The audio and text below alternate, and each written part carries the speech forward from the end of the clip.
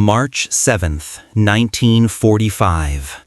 A sodden field overlooking the Rhine near Wesel. The world has been reduced to mud, steel, and the color gray. For 19-year-old Luftwaffenhelferin Helga Schmidt, it is the only world that exists. The damp chill of the morning fog seeps through the thin wool of her oversized Luftwaffe uniform, a constant nagging cold that has settled deep in her bones.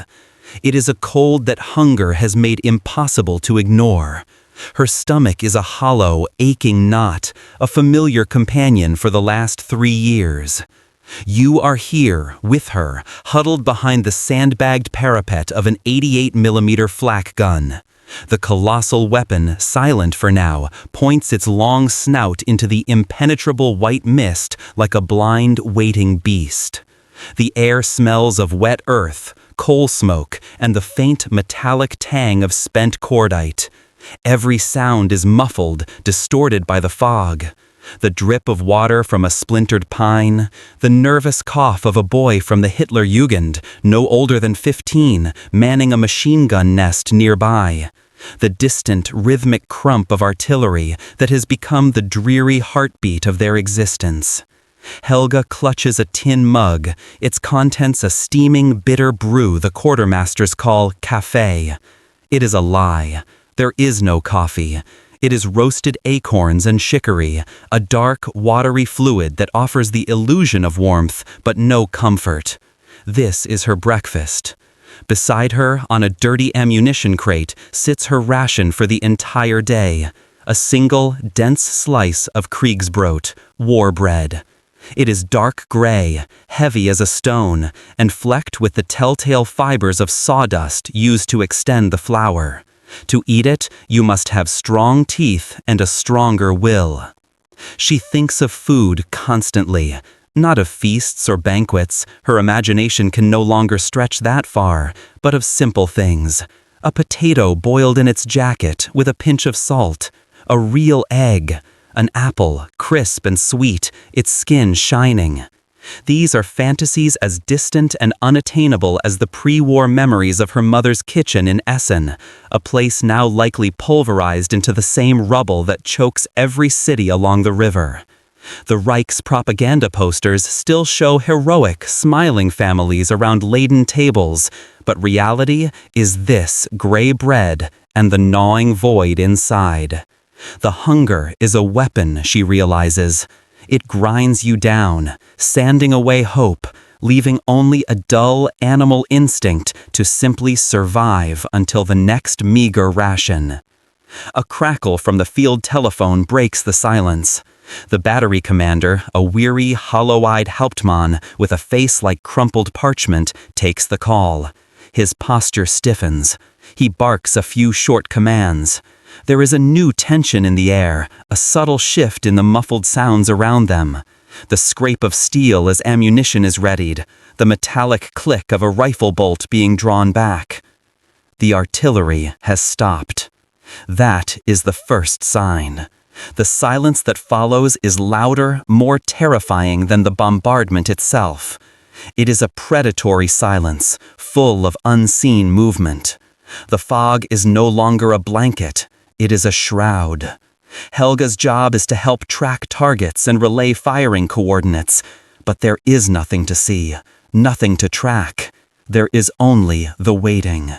Her heart hammers against her ribs, a frantic bird trapped in a cage of bone. She grips the cold steel of the gun's traverse wheel, her knuckles white. Then, a sound. Not a shell, not an engine. A soft, rhythmic squelching. It is the sound of boots in mud. Many boots. And they are close. Too close. A voice cuts through the mist, speaking a language she has only heard in propaganda newsreels. Guttural, alien, English. Shapes begin to resolve themselves in the gray. They are not the familiar Feldgrau of German uniforms. They are larger, clad in olive drab. Their helmets have a different curve. American GI. They seem to materialize from the very air, spectral figures armed with M1 Garins and Thompson submachine guns, their faces grim and smudged with dirt. There is no grand charge, no heroic defense. There is only the sudden, shocking reality of their presence. A single shot rings out from the Hitlerjugend nest, a panicked adolescent crack of a Mauser. It is answered by a ferocious, deafening roar from a dozen automatic weapons. The sound rips the air apart. For a terrifying second, the world dissolves into muzzle flashes and the hornet swarm of bullets. Then, silence again. A new voice, this one closer, shouts a sharp, clear command. Hände hoch, hands up, now! The Hauptmann slowly, deliberately raises his hands. He is a statue of defeat. One by one, the others follow. The boy who fired is silent. Helga feels her own arms rise as if disconnected from her body. The acorn coffee sloshes from her mug, a dark stain spreading across the mud. Her daily ration of bread, her only shield against the gnawing hunger, lies forgotten on the crate. The world she knew, of duty, of hunger, of the gun, has just ended. A new one, one of absolute uncertainty and terrifying foreignness, has just begun. The transition from soldier to prisoner is brutally swift. There is no ceremony, only the cold, impersonal efficiency of the victor. Helga feels the rough hands of an American soldier patting her down, searching for weapons she does not have. He is young, with tired eyes and a faint stubble, and he smells of chewing gum and damp wool. He avoids looking at her face, his movements practiced and detached. She is no longer a person. She is captured enemy personnel, a logistical problem to be processed. They are herded together, what is left of the battery crew. Helga, the weary Hauptmann, a handful of older men from the Volkssturm whose faces are etched with a dazed resignation, and 2 other teenage girls who served as auxiliaries. They are a pitiful collection of the Reich's last dregs. The walk away from their gun position is a walk through a dreamscape of their own defeat. The fog is beginning to lift, revealing the raw, wounded earth. Shell craters pockmark the landscape like open sores. The shattered remains of a Panzer IV lie skewed in a ditch, its turret blown clean off, a black, skeletal ruin. You are walking in this procession of the defeated, your boots sinking into the same churned mud. You see the faces of the American GI as they watch you pass. There is no overt malice, no triumphant glee as the propaganda films had promised. There is only a profound, bone-deep weariness. They are just as tired of this war as you are. Some of them look as young as the Hitlerjugend boy who now lies still in his nest. This simple human observation is more disorienting than any threat. The world is not black and white as you were told. It is an endless, exhausting shade of gray. They are loaded onto the back of a GMC truck. The canvas flaps are pulled down, plunging them into a jostling, rumbling darkness. The truck lurches forward, its engine a constant, deafening groan. Helga is pressed shoulder to shoulder with strangers, the smell of fear, sweat, and unwashed bodies thick in the enclosed space. No one speaks. What is there to say? They are being driven west, away from the collapsing front, deeper into enemy-held territory. Each mile is another nail in the coffin of the fatherland. The journey lasts for hours. Through gaps in the canvas, Helga catches glimpses of a world unmade. Villages that are nothing more than hollowed-out shells of blackened stone. Endless columns of American armor and trucks, a river of steel and gasoline flowing east, a tide that could not be stopped. And more prisoners. So many prisoners. At every crossroads, their small group is merged with others, swelling their numbers until the roads are choked with shuffling columns of gray-clad men. The scale of the collapse is staggering, an entire army disintegrating before her eyes. Finally, the truck shudders to a halt. The canvas is thrown back, and harsh daylight floods their eyes. "Raus! Everybody out!" They climb down, stiff and aching, into a vast, sprawling city of mud and canvas. This is a temporary collection point, one of the infamous Rheinwiesenlager, the Rhine meadow camps. As far as the eye can see, there are enormous enclosures sectioned off with posts and menacing coils of barbed wire. Inside each, thousands upon thousands of German soldiers are massed together, their uniforms stained with mud, their faces blank with shock and exhaustion.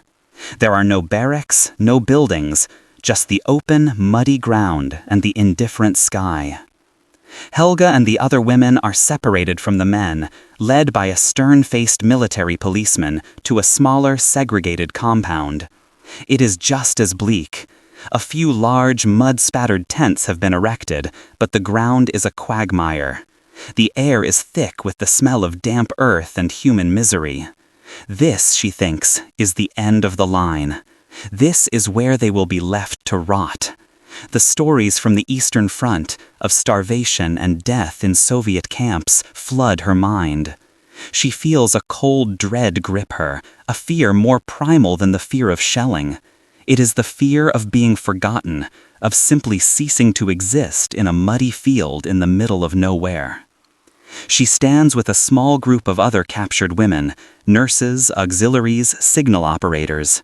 They are strangers to each other, but they are bound by a shared, unspoken terror. They watch as more trucks arrive, disgorging more human cargo. The camp is a living, breathing organism of defeat. As the sun begins to sink, casting long, cold shadows across the wire, a new sound reaches them. It is the clang of metal on metal. And then, a smell. It is a smell so alien, so powerful, and so long forgotten that for a moment Helga cannot place it. It is not the acrid scent of Ersatz coffee or the sour smell of turnip stew. It is rich, savory, and unmistakably real. It is the smell of meat cooking. The first day as a prisoner of war is a disorienting blur of procedure. You are no longer Helga Schmidt, Luftwaffenhelferin. You are a number, tagged and catalogued. You are marched with the other women to a delousing station, a large tent where American medics, their faces hidden behind masks, dust you head to toe with a fine white powder from a pressurized canister. It is DDT. The process is humiliating, clinical, and impersonal. It is the final stripping away of dignity, a chemical scouring of your old identity. Your few personal possessions are examined. A worn photograph of your family, a small tattered copy of Goethe's poems, these are deemed harmless and returned. Anything else is confiscated. You are then assigned to a tent, a vast, drafty canvas structure with straw laid over the muddy floor. It is already crowded with dozens of other women, their faces a mixture of fear, defiance, and utter despair. Whispers and rumors are the only currency here. Some say they will be shipped to America to work on farms. Others, in hushed, terrified tones, insist the Americans will hand them over to the Soviets as part of a deal. No one knows anything. Everyone fears the worst. Helga finds a small space near the tent wall and sinks down onto the damp straw. The hunger, which had been temporarily forgotten in the shock of capture, returns with a vengeance. It is a physical pain now, a sharp, twisting cramp deep in her belly. She hasn't eaten since the single slice of war bread the morning before, a lifetime ago. The tantalizing smell of cooking that had drifted over the camp seems like a cruel trick, a hallucination born of desperation. But as dusk settles, turning the gray sky to a bruised purple, the rumors give way to a new reality. A sergeant with a clipboard appears at the tent flap and calls out in broken German, "Abendessen, Rationen, form a line, single file." A nervous energy ripples through the tent. The women stir, slowly getting to their feet, their movements stiff with cold and apprehension. Is this another trick? Will the food be inedible? Will there be enough? The ingrained habits of a ration society take over. There is a subtle, unspoken jockeying for position, a fear of being last in line, of the pot running dry before your turn. Helga joins the shuffling queue that snakes out from the tent towards a makeshift field kitchen. Two large steaming cauldrons sit atop field burners, tended by a pair of American Army cooks. They are big men, their sleeves rolled up, their movements efficient and unhurried. They don't look at the prisoners' faces. This is just another job for them, the end of a long day. As she gets closer, the smell becomes overwhelmingly real. It is a thick, hearty aroma of beef and vegetables. And something else. That other smell from before. She sees one of the cooks pouring a dark liquid from a large metal urn into tin mugs. It is coffee, real coffee. The rich, intoxicating scent of it cuts through the damp air, a ghost from a forgotten world. She cannot remember the last time she smelled it. Years, certainly. Before the war. The line moves slowly. Each woman is handed a standard-issue American mess kit, 2 metal trays that clip together, and a tin mug. Helga's hands tremble as she takes hers. The metal is cold and solid, a foreign object. She watches the woman ahead of her. The cook scoops a generous ladle of thick, chunky stew into the tray. Another soldier beside him takes a loaf of bread that is impossibly, astonishingly white, and cuts off 2 thick slices, dropping them beside the stew. The woman moves on, her eyes wide, staring at the food in her hands as if it were a holy relic. Then it is Helga's turn. She holds out her tray. The American cook, a stout man with a bored expression, does not even look at her. He slops a heavy ladleful of the stew into her tray. Chunks of meat, potatoes, and carrots swim in a rich brown gravy. The second soldier hands her the 2 slices of white bread and fills her mug with the steaming black coffee. She steps away from the line, her mind reeling. She looks down at the tray. It feels impossibly heavy. The sheer quantity of it is overwhelming. This is not a ration. This is a meal. This is more food than she has seen in one place for herself in over 4 years. It is more substantial than the celebratory meal her family had for Christmas in 1943. She stands frozen for a moment in the middle of the muddy compound, the steam from the stew rising to meet her face. The gnawing ache in her stomach is now a frantic, screaming demand. But something holds her back. It is the sheer, paralyzing shock of it all. This is the food of the enemy. Food provided by the men who had, only hours ago, been trying to kill her. The world has been turned completely upside down. She needs to sit, to process this impossible moment, before she can even think of taking a single bite. Helga finds a relatively dry spot on a discarded wooden crate near the edge of the compound, away from the low murmur of the other women. Her entire universe has shrunk to the metal tray balanced on her knees. It is a landscape of impossible plenty. She stares at the stew. The chunks of beef are real, not the stringy, gristly horse meat that sometimes appeared in rations back home. The potatoes are firm, the carrots a vibrant orange.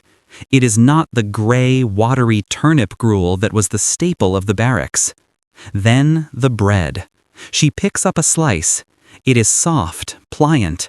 Her thumb presses into its surface, and it yields like a pillow, leaving a small indentation. Kriegsbrot would shatter a tooth before it bent. This is bread made from pure white flour, a substance as rare and precious as gold. She brings it to her nose and inhales. It has a faint, sweet, yeasty smell. The smell of peace, the smell of childhood. Her hand, holding the spoon, is shaking so badly she can barely control it. She dips it into the stew, lifts it to her lips. The first taste is an explosion. It is hot, savory, and rich with flavor she had long forgotten existed. Salt, pepper, herbs. The beef is tender and falls apart on her tongue. It is so intensely, overwhelmingly delicious that it feels like a physical blow. Her body, conditioned for years to expect meager, tasteless sustenance, doesn't know how to react. You take that first bite with her. You feel the warmth spread from your mouth down into your chest, a warmth that has nothing to do with temperature. It is the warmth of pure, unadulterated nourishment. It is the feeling of a profound, desperate need finally being met. Every nerve ending, every starved cell in your body screams for more. Helga takes another spoonful, then another, faster this time. She is driven by a hunger so deep it has become part of her soul. She tears off a piece of the soft bread and dips it into the gravy, her movements suddenly clumsy, frantic. She eats with a desperate intensity, barely chewing, her eyes fixed on her tray, terrified that someone might take it away, that it might vanish and reveal itself to have been a cruel dream. She finishes the stew in minutes, wiping the tray clean with the last piece of bread until the metal gleams. Her stomach, shrunken from years of deprivation, is already beginning to feel stretched and full, an unfamiliar sensation that is almost painful. She is left with the mug of coffee. She wraps her cold hands around it, letting the heat seep into her fingers. She raises it to her lips and takes a sip. It is strong, bitter, and utterly real. The raw, powerful flavor of actual coffee beans shocks her system. It is the final, irrefutable proof. This is not a dream. And that is when the tears begin. It starts not with a sob, but with a single hot tear that escapes her eye and rolls down her cheek, leaving a clean track on her grimy skin. Then another follows, and another. Soon a silent, unstoppable cascade is streaming from her eyes. She doesn't make a sound. She sits perfectly still on the wooden crate, staring into the black coffee as if it holds the answer to some unanswerable question, while tears flow down her face and drip from her chin onto the front of her uniform. She is not crying from sadness. She is not crying from joy. She is crying because the simple, profound reality of this meal has shattered a dam inside her. For years, she had been told she was part of a master race, destined for glory. For years, she had endured hunger, cold, and fear, believing it was a noble sacrifice for a righteous cause, for the fatherland. She had been taught that the Americans were decadent, weak, gangsters who would brutalize their captives. But the gangsters had just fed her. They had fed her a meal more nourishing and plentiful than anything her own Reich had provided in years. This small act of humanity, this routine, thoughtless distribution of military rations, was a more powerful refutation of her entire worldview than any bomb or bullet. The tears are for the hunger she no longer feels. They are for the years of lies she has swallowed. They are for the boy in the machine gun nest who died for a cause that could not even provide his soldiers with a decent loaf of bread. They are for the utter, soul-crushing totality of her defeat. A defeat measured not in captured territory or broken guns, but in the unbearable weight of a full ration tin. The tears eventually subside, leaving behind a hollowed-out calm. Helga sits with the empty mess kit in her lap, the tin mug still warm between her hands. The frantic animal hunger has been replaced by a heavy, settled fullness in her stomach. It is an alien feeling, a physical weight that anchors her to this new, bewildering reality. She feels exhausted, as if she has just run a great distance or fought a terrible battle. And in a way, she has. She looks up, her vision still blurry, and sees she was not alone in her reaction.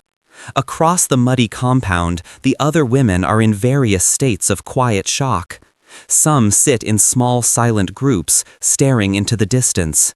A few are still weeping softly into their hands. An older woman, a nurse with gray streaks in her hair, is eating her bread with painstaking slowness, nibbling at it as if it were the most precious thing in the world, trying to make the moment last an eternity. The meal has not brought camaraderie or relief. It has plunged them all into a state of profound, personal introspection. It has isolated each of them with the magnitude of what they have just experienced. Later, as they are herded back into the sprawling tent for the night, a tentative conversation begins. The voices are low, hushed. "Did you see the meat?" a young woman whispers, her voice full of awe. "Actual meat!" "And the bread," another adds. "I had forgotten what real bread was like." An older, more cynical woman scoffs, though her voice lacks conviction. "They are fattening us up. For what, I wonder? For work? Or something worse?" But the fear in her words feels hollow, a reflexive echo of old propaganda. The meal did not feel like a transaction. It felt normal. That was the most terrifying part. To the Americans, this was just food, a standard field ration, K ration or B ration, a line item on a quartermaster's inventory. To the German prisoners, it was a revelation, a sacrament, a judgment. Helga lies on her thin pallet of straw, listening to the sounds of the camp settle for the night. The distant rumble of truck engines, the murmur of voices from other tents, the lonely cry of a sentry. The physical hunger is gone, but in its place, a new kind of hunger is awakening, a hunger for understanding. Everything she had been told, everything she had believed with the fervent, unquestioning faith of youth, now seems like a fragile facade.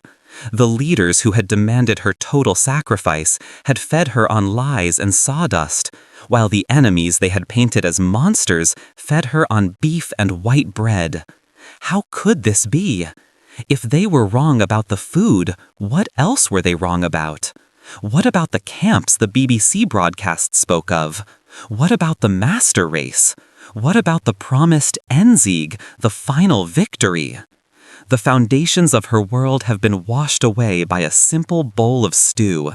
She feels a profound sense of disorientation, of being utterly adrift. The barbed wire fence surrounding the camp no longer seems like just a physical barrier keeping her in. It is a line separating two different realities, and she has just been forcibly dragged from one to the other. You lie there with her in the darkness, feeling the slow, painful thawing of a mind that has been frozen by ideology. The warmth in your belly is a foreign presence, a seed of doubt planted in the barren soil of your beliefs. The war is not over for you. The fighting has stopped, but a new internal war has just begun. A war against your own memory, against your own complicity, against the very ideas that shaped you. Helga Schmidt, former Luftwaffenhelferin of the Third Reich, closes her eyes. She is a prisoner of war, but for the first time, she feels the faint, terrifying stirring of a different kind of freedom. The freedom from a lie. Tomorrow will bring more uncertainty, more processing, more barbed wire. But tonight, for the first time in years, she will not go to sleep hungry. And that single, simple fact has changed everything.